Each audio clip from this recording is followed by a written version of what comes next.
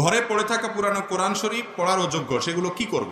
কোরআনে কারিম যেগুলো ছিঁড়ে গেছে, পড়াশোনা করে উপকৃত হওয়ার মতো আর নাই, সেগুলোকে কোনো কবরস্থানে দাফন করে দিবেন, দীর্ঘদিন থাকতে থাকতে মাটির সাথে মিশে যাবে। অথবা এমন কোনো পানিতে ফেলে দিতে পারেন যে পানিতে আস্তে আস্তে আস্তে পানিতে থাকতে থাকতে এটা পানির সাথে মিশে যাবে। বুঝতে পারছি? আর এটাকে আগুনে পোড়ানো যাবে কিনা, বিভিন্ন আসার থেকে, বিভিন্ন বর্ণনা থেকে আগুনে পোড়ানোর কথাও পাওয়া যায়। সাহাবী, কোনো সাহাবীর আমল যতটুকু মনে পড়ে যে পাওয়া যায়, আগুনে পুড়িয়ে তারা আপনার এ জাতীয় ব্যবহার অযোগ্য কোরআন এগুলোকে তারা ছাই করে, ছাই হয়তো কোথাও ফেলে দিয়েছেন, দাফন করেছেন। কিন্তু আমাদের এই সময়টাতে বিশেষ করে মানুষ আজকের পৃথিবীতে কোনো কিছুকে আগুনে পোড়ায় প্রতিবাদ জানায়, জেদের চোটে আগুনে পড়ে, তাই না? সে পড়াটা উচিত অনুচিত আরেক কথা। যেহেতু এটা করে, অতএব আমি বলবো যে এইটা যেহেতু করোনা রিসনে যে আপনাকে করতে হবে এমন কোনো নির্দেশনা না, বিভিন্ন আসার থেকে পাওয়া যায়, জাস্ট এটুকু।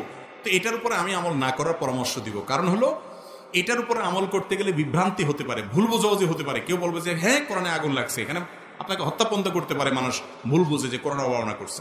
ঠিক না? ঠিক। আরো নানামুখী কি সমস্যা আছে। সবচেয়ে বড় কথা হলো এটা যে একেবারে করণীয়, আপনার করতে হবে এটাই একমাত্র অবলম্বন, তা তো না। এজন্য দাফন করা বা অন্যান্য যে পদ্ধতি আছে সেগুলো অবলম্বন করবেন। আর অনেক উলামা একরাম এগুলোরই পরামর্শ দিয়ে থাকেন, এবং সেটা আমাদের বর্তমান যে পরিস্থিতি, বর্তমান যে মানুষের আপনার পোড়ানোর ক্ষেত্রে মানুষের যে পদ্ধতি, লাইফস্টাইল এবং মানুষের যে নিয়ম, সেটাকে আমলে রাখলে আমরা বলবো যেটা দাফন করবেন অথবা সম্মানজনক কোনো জায়গায় আপনার পানির ইত্যাদিতে ফেলবেন, যেখানে আস্তে আস্তে পানির সাথে মাটির সাথে মিশে যাবে। এরপরে প্রশ্ন হলো, হজ ফরজ হওয়ার পর যদি ইচ্ছাকৃত হজ না করে তাহলে কি শাস্তি হবে? নবী করিম সাল্লাল্লাহু আলাইহি ওয়াসাল্লাম বলেছেন, তোমাদের কারো হজ ফরজ হলে হজ করে ফেলো, দেরি করবা না।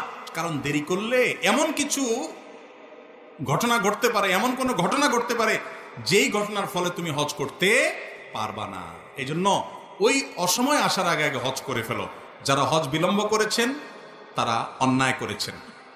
হজ ফরজ হয়ে গেলে সাথে সাথে করে ফেলতে হয়। আমাদের দেশে মানুষ হজ সাথে সাথে করে না কেন জানেন?